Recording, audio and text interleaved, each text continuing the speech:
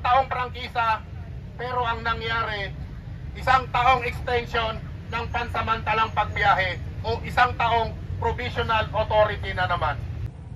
Yung mga nilalabas ninyong mga memorandum circular, pagpapakita ng kahinaan ng inyong ahensya at pagpapatupad ng PTMP o ng dating PUBMP. Gusto niyong patayin ang mga driver at operator sa pamamagitan ng pagtanggal ng mga prangkisa at hindi na pagbibigay ng confirmation para hindi na kami makarehistro. Ganyan kapalpak ang programa ng PUBMP.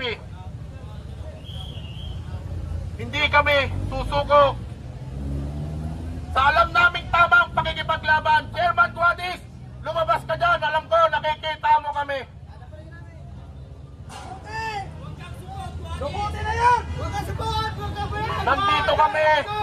Nandito kami para ipanawagan na magpatuloy ang aming hanap buhay.